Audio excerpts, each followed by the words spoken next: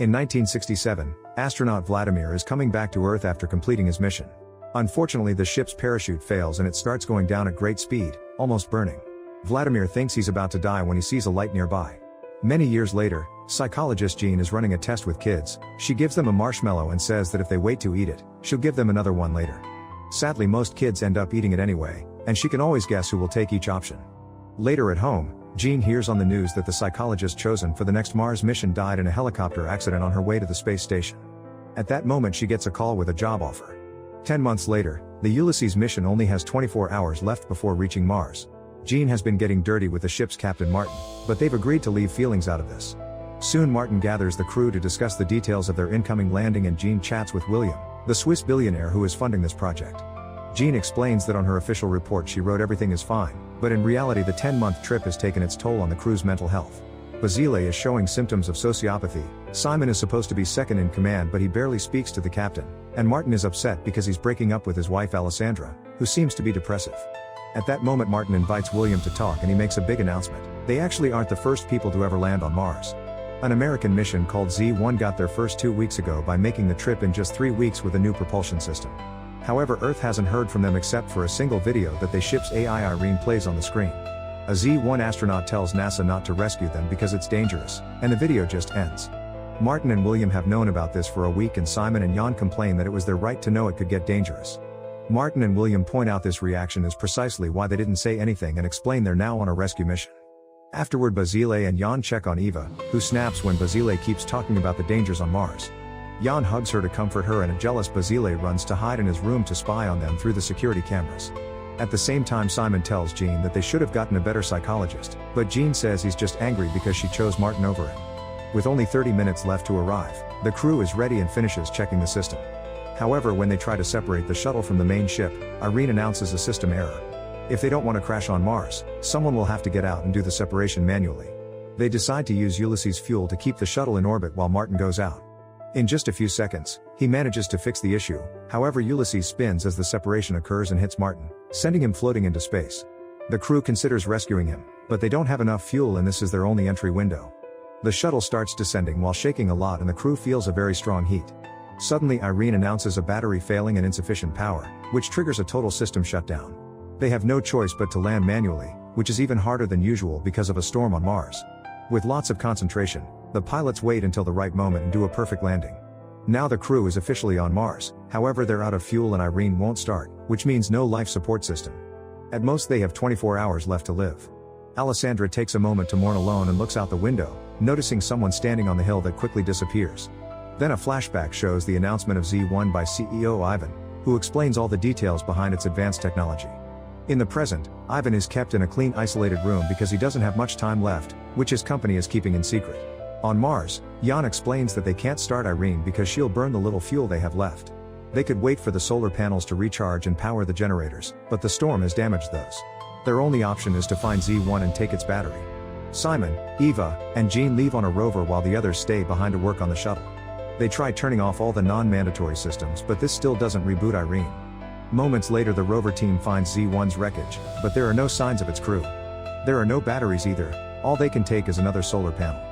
The group starts making their way back when Jean sees an unconscious astronaut on the ground with a black box.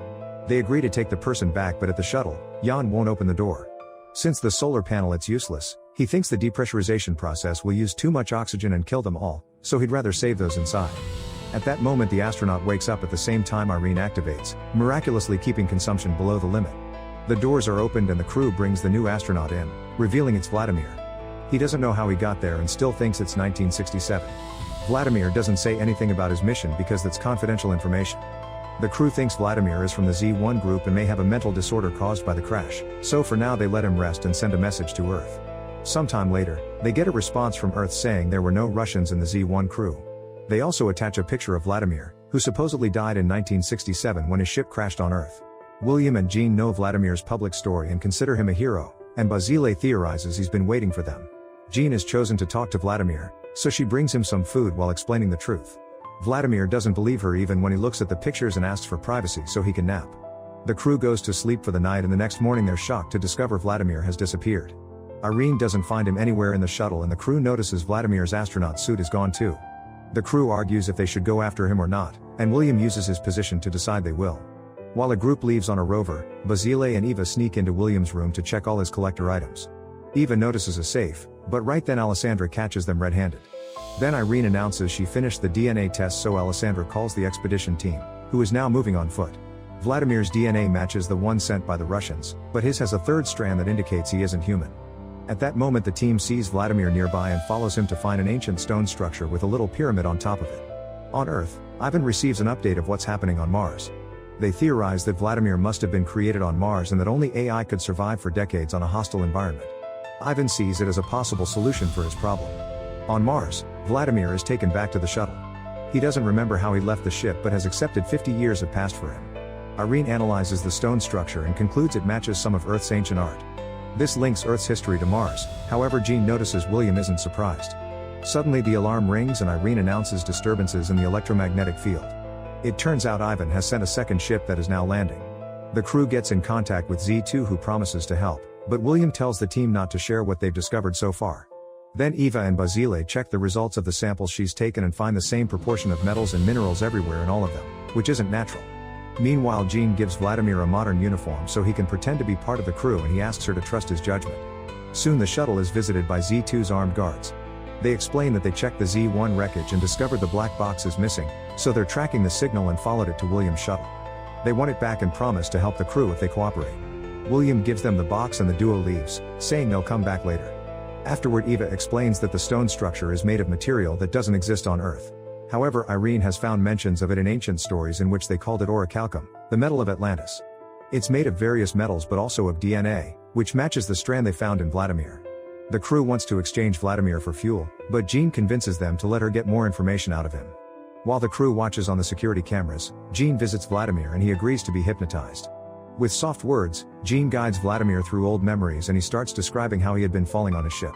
Before he can say more, the power fails and the crew loses the camera. They run to check on Vladimir and find him kissing Jean, so Simon punches him. That night, Jean dreams of Vladimir. When she wakes up, she doesn't remember what happened after the hypnosis started. The crew explains they found her in a dazed state. At that moment they're visited by Captain Gemma and Alan from the Z2. Gemma is an old friend of William's and Alan is the person who invented their propulsion system, so he may be able to fix the shuttle. A quick look indicates everything should be fixable, but Z2 will have to lend them fuel.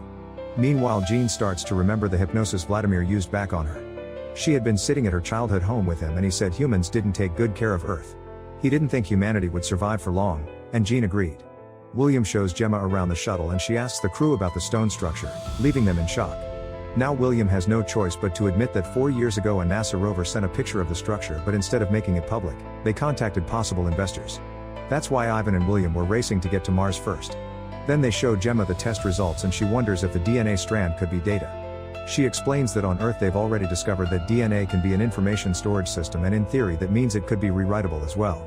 Using Gemma's theory, Irene decodes the DNA strand and finds a series of numbers. In private, Jan yells at William for hiding information from them, saying he doesn't trust him anymore. Moments later Basile informs William that Vladimir and the stone structure are living computer programs. Basile has also worked on the copy William made of Z1's black box and found a video showing 2 Americans punching Vladimir, but the footage ends at the same time Z1 runs out of oxygen.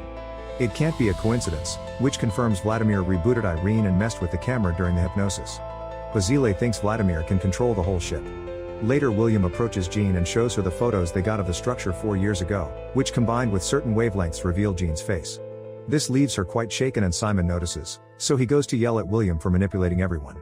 Their argument almost turns into a physical fight but they're interrupted by Gemma, who finally has found Vladimir and announces she's taking him. Back to Jean, she keeps remembering the hypnosis session. She was in her childhood home and Vladimir appeared behind her, saying she was chosen because she could always tell what people think. The link between Mars and Earth wasn't him, it was her. She was the reason why Vladimir was there and he confessed he had been seeing her face for millions of years. Now she must make a decision that she already made in the past. Before the kiss, Vladimir told her to go to Thaumasia Plateau, so she suits up and leaves the shuttle. On Earth, the doctors explain to Ivan that Vladimir's brain is the organic equivalent of a computer. They're working on a way to transfer Ivan's neurons in a quantum state, but while Ivan's memories and knowledge may be transferred, his personality will not. There's also a high risk the transfer may fail and kill him, but Ivan still wants to try since he'll die soon anyway. Back on the shuttle, Simon notices Jean leaving and wants to stop her, but she tells him she must do this alone. A furious Simon runs to yell at Vladimir for having changed Jean, However, Vladimir says Jean simply found herself. Meanwhile, Alan and Alessandra are working on the shuttle and discover they don't have access to the engine app, but Irene refuses to explain why. They ask Basile to check on her and he discovers Irene's reprogramming herself. She doesn't answer any questions they ask, and when Basile notices that there are thousands of interlinked subprograms, Alessandra compares it to neurons. This means she's being restructured like a brain, and Irene suddenly says she's evolving. While Jean finds a peculiar pile of stones, William and Simon capture Gemma and force her to leave with Simon to find Jean. At that moment, Z2's armed guards appear in front of the shuttle and ask for Vladimir. However, Alessandra tells them they don't allow weapons inside and hangs up. Jan complains because he wants to go home, but nobody agrees. Then William asks Basile to send a message to Ivan, only to discover the shuttle has lost contact with Earth. Minutes later, Jan opens the doors and the armed guards enter the shuttle, ready to capture Vladimir. At that moment, Basile finishes rebooting Irene and the lights go out.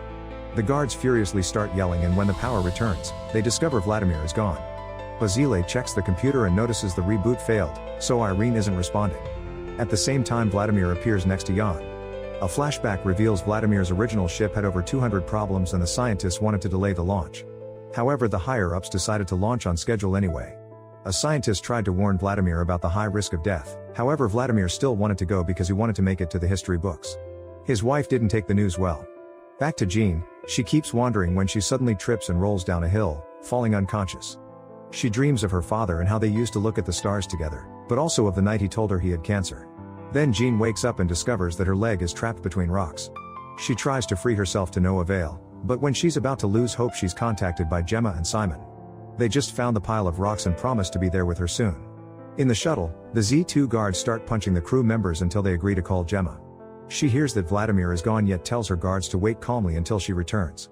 To Simon's shock, she agrees to keep looking for Jean. Minutes later, Basile sees a message on his computer and thinks it's Irene. However, the writer says he had to replace her and claims to be Vladimir and more. Suddenly it says I am Mars and shares a long text for Basile to read. Meanwhile, Jean thinks about her dad again and remembers the day he informed her his tumor was inoperable, which meant he only had a few months left. He said he didn't want to suffer, so when the time came, he wanted her to pull the plug. Jean tried to refuse, so her dad changed her mind by sharing Vladimir's story of sacrifice. Months later in the hospital, Jean gathered her strength and said goodbye to her father before taking him off life support. In the present, Jean is finally rescued by Simon and Gemma. The trio gets going, and after lots of walking, they find a huge gate on a hill. They go inside and discover a series of tunnels, which Jean is able to navigate, thanks to a strange vision. After wandering for a while, they're utterly surprised to find water. Back in the shuttle, Basile finally gets the computer working again, and Eva immediately notices a dangerous storm approaching on the radar. It'll be there in around 10 hours, so the guards want to leave with Alan, who refuses to leave without the others. An argument ensues, but when things are about to get violent, the power goes out. In a few seconds the lights return and Vladimir appears, asking to be taken to Earth. The guards ignore Vladimir and announce they're leaving. Jan wants to come along and reminds them he let them in. Basile keeps checking his computer messages, which say trust me. On Earth, Ivan is dying during the procedure and he keeps seeing flashes of Vladimir on Mars. The doctors manage to save him, but he refuses to take any medicine afterward. While explaining why he needs the pain, he tells a nurse that it was humans who created artificial intelligence on Mars. In the tunnels, the trio finds thousands of skulls in a wall. Jean concludes the original Martians escaped this planet and went to Earth, where they became humanity. The local state of Mars is a consequence of its people abusing its resources to the point of destruction. In the shuttle, Jan reveals a gun and asks to be taken to Z2, but he's ignored again. Remembering Vladimir's visit earlier, Jan wonders if he can slow the bullet down and puts his hand in front of the gun. Then he shoots Vladimir while one of the guards runs away. This causes Jean to start feeling sick and have trouble breathing. While Simon checks on her, Gemma runs away too. Vladimir is taken to the infirmary and Alessandra tries to take care of his wound as the lights flicker. Unfortunately, Vladimir still dies and Jean goes out at the same time. Remembering what he's seen so far, Simon removes his helmet and confirms he can breathe.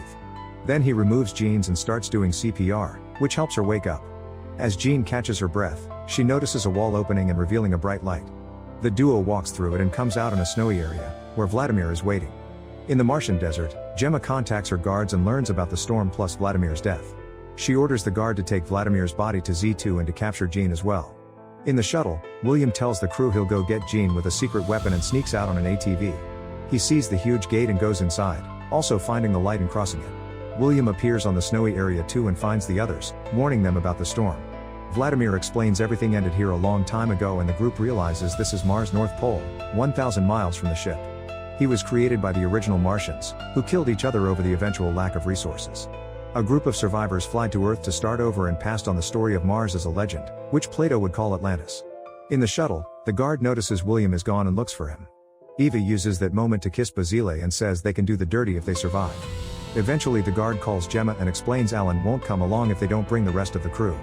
However, Gemma doesn't care and just calls Alan collateral damage. The storm is getting close, so Alessandra gives Alan a sedative to use on the guard. Basile distracts the guard and gets punched for it, then Alan jumps on the guy while Basile turns off the lights. After lots of struggle, the lights come back and the crew discovers the guard has sedated Alan instead. Back to Jean, Vladimir tells her she's an accident of evolution because she's halfway between humankind and him. Her mission is to return to Earth and decide if her species deserves another chance, since they're already destroying each other again. At that moment one of Gemma's guards shows up and shoots William in the leg before forcing Jean to follow him. Jean asks Vladimir for help and suddenly the guard starts having trouble breathing. Vladimir controls his suit until the guy is down, then the group leaves. In the shuttle, Jan sees the guard alone and tries locking him out, however the man stops the doors and attacks Jan. A fight ensues and the guard tries choking Jan, who hits the guy against the wall to knock him out. At that moment Alessandra finds him and closes the door before opening the front gate as revenge for his betrayal, so Jan dies due to the lack of air. Soon Jean and Simon are dragging William back to the ship and Alessandra takes care of the bullet wound. When Simon finds Jan's body, the others said he died fighting the guard to save them. Meanwhile in Z2, Gemma fails to contact her guards, so she sends Ivan a message saying she's going back alone. Then she gets a call from William's crew, who are on the way to Z2. Gemma tells them she can't take them because it would be betraying Ivan and hangs up. Jean convinces William to try again so he calls her, saying that both he and Ivan are manipulators but Gemma is supposed to be better than them. This makes Gemma feel guilty and she agrees to take them with her. On Earth, Ivan sees Gemma's message and angrily gets access to Z2's controls. When the crew joins Gemma, they get ready to leave but the ship isn't working. Gemma realizes Ivan has updated the computer and locked them out of the system. The storm is really close, so Jean asks Mars what she should do. A bunch of memories flood through her brain and suddenly the ship activates while a message on the screen tells her hello. At that moment they see one of the guards approaching Z2. There are still 4 minutes until takeoff and the screen says it's impossible to leave faster. The guard gets ready to shoot the engines for revenge, but Jean appears next to him with a gun. Instead of killing him directly, she damages his helmet and lets Mars kill him instead. Then Jean tells Simon to leave without her before counting down from 10. She reaches 1 as Z2 finally takes off. Minutes later, the crew notices that it's dark at Mars' North Pole but there was light when they were there just a few moments ago. Simon concludes they weren't truly there. On Earth, Ivan hears about the ship's return and furiously announces he'll go to Mars himself.